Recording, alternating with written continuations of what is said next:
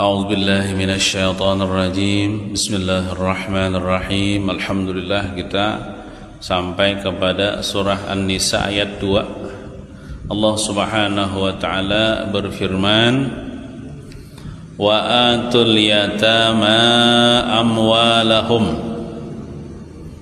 yang artinya wallahu a'lam. Ujar Allah taala, berikanlah kepada anak yatim akan harta mereka. Maksudnya apa? Misalnya ada kekanakan belum balik, mati abahnya, yatim namanya ya lah. Kalau mati mamanya kada yatim, abahnya hidup kada yatim. Bila abahnya mati itu yatim, kalau mati keduanya yatim piatu. Nah, jadi misalnya kekanakannya masih kecil, ditinggal mati abahnya, berarti yatim dah. Lalu abahnya nih ada meninggalkan harta warisan gesan anaknya. Nah, siapa walinya misalnya nang pengganti abahnya tuh? Anggaplah misalnya ada kainya hidup.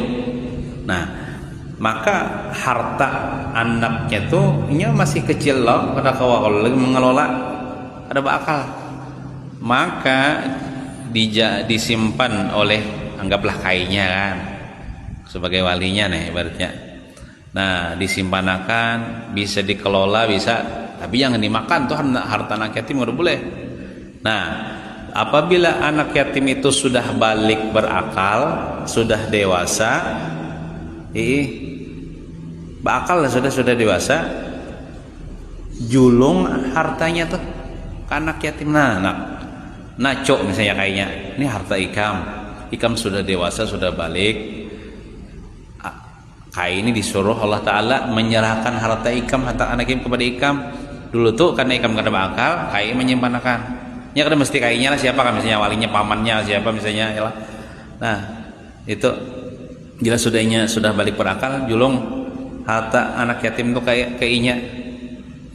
Dan dilihati juga inya nih kada boros, bisa menggunakan mentina macal juga katujuan nang trek-trekan misalnya itu. Nah, ke orang awam nih jolongnya itu kira digunakannya untuk nang permainan, berjudi, menukar sabun dan sebagainya. Nah, jangan itu. Ini misalnya kayak Ahmad nih kan orangnya pintar, orangnya baik kayak Allah. Contohnya kayak Ahmad nih, ada berandalan toh, kayak anak soleh kelihatannya Ahmad nih kan. Nah, kalau dijolong ketujuh ke masjid, ketujuh mengaji. Nah, julung aja misalnya bila ada harta anak yatim kah inya. Nah, itu. Nah, kemudian wala tatabaddalul khabitha bit thayyib. Nah, apa artinya?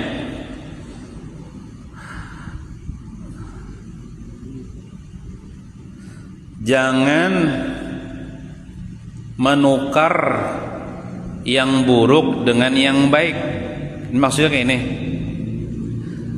jangan menukar harta anak yatim yang baik, yang berkualitas tinggi, dengan milik walinya nang maharbu hartanya nih dengan yang kurang baik.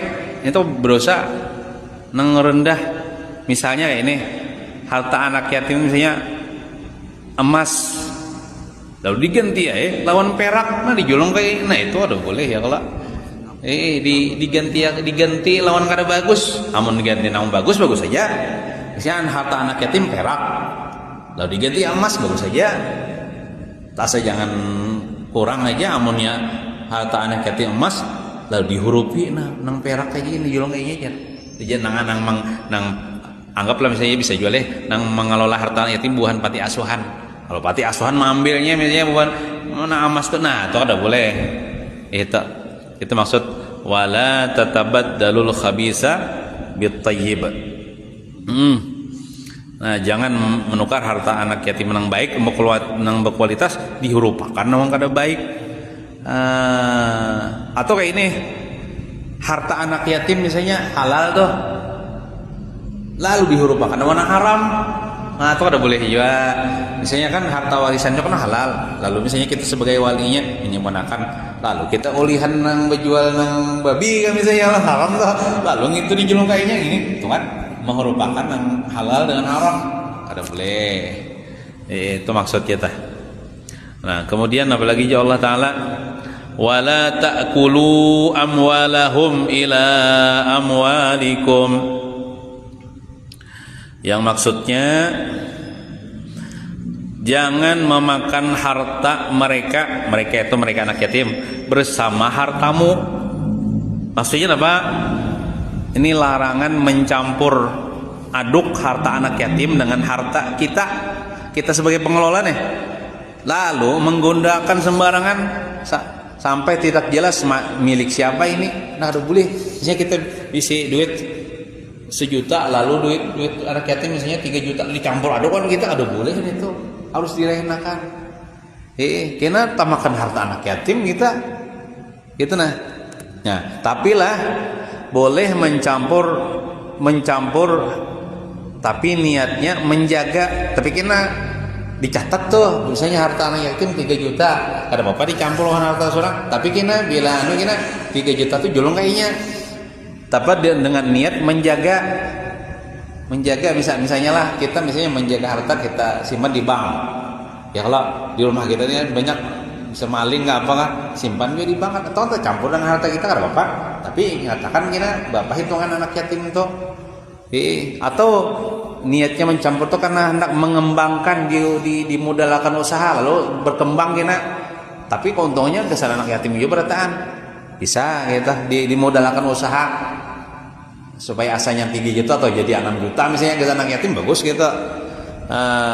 Tapi tetap harus dipisahkan catatannya, dicatat dan tidak mengambil keuntungan tanpa hak lain. Misalnya kayak ini misalnya apa kita mengambil keuntungan karena kita menjalankan nggak apa-apa nih toh, tapi lamun sampai nang banyak misalnya ya nang sewajarnya lah kita jangan apalagi mengambil harta anak yatim.